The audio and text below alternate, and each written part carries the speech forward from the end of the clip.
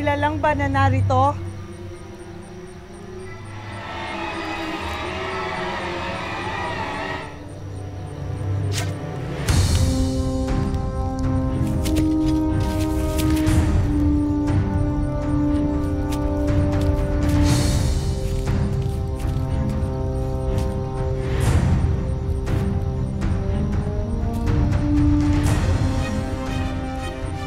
Kuna!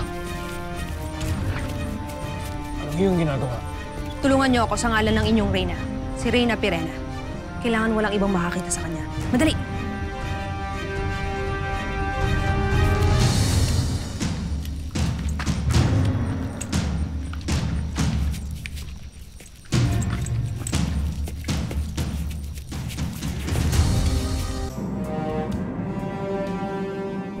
Pirena!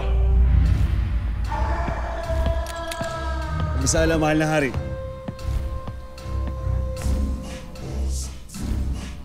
Nasaan ang aking anak? Wala siya, mahal na hari. May inasikaso at hindi pa nagbabalik. Tila yata galit na galit ka, Haring Hagon. Magmula sa araw na ito, hindi na makakatungtong si Agane sa palasong ito maging sa Hathoria. Kung ano man at kung sino makakakita sa kanya ay ituro sa opas langin! Paliwanag! Pasnaya!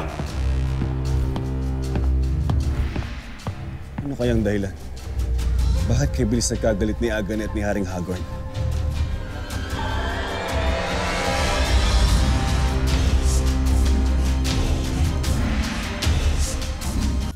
Gaya ng aking inay, pinapaasa niya lamang ako at ginagamit. Akala ko'y mapapaslang ko na siya. Nabigo ka. Bakit hindi mo ginamit ang iyong brilyante? Kung ginamit ko ang aking brilyante at nabuhay pa siya, malalaman niyang ako ang nagtangka sa kanya at hindi si Agane. Tama. Wala nga siyang hinala na ikaw ang may gawa nun sa kanya. Mabuti na lang din at napigilan ko si Agane sumunod sa inyo. Si Agane? Huwag mo na siyang alalahanin. Pinadala ko na siya kina Ikaros sa lihim na piitan upang doon iwan at ikulong. Paano kung malaman ito ng aking ama? Hindi iisipin ni Hagor na naroon si Agane, lalo't iisipin niya na isa itong taksil at nagtatagunay. Isipin mo na lamang ang iyong susunod na hakbang. Huwag ka mag-alala. Marami pang pagkakataon upang mabawi ko kung ano ang akin. Ilalagay ko ang aking mapanlinlang na ama sa dapat niyang kalalagyan.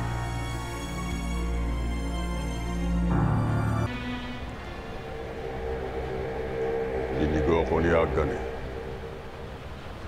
Siya na aking pinagkakatiwalaan. Hindi ko sukat akalain na magagawa niya sa akin ito. Huwag mo na siyang panginayangan, Ama. Mabuti na lamang ang tangyari ito. Nalaman mo ang kanyang tunay na kulay.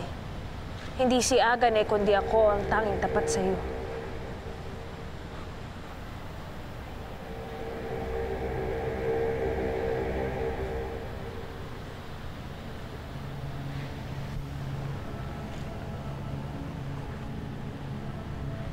Pahinga ka na.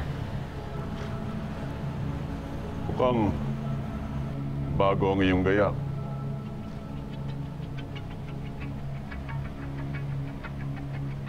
Bakit balot na balot ka, Pirena?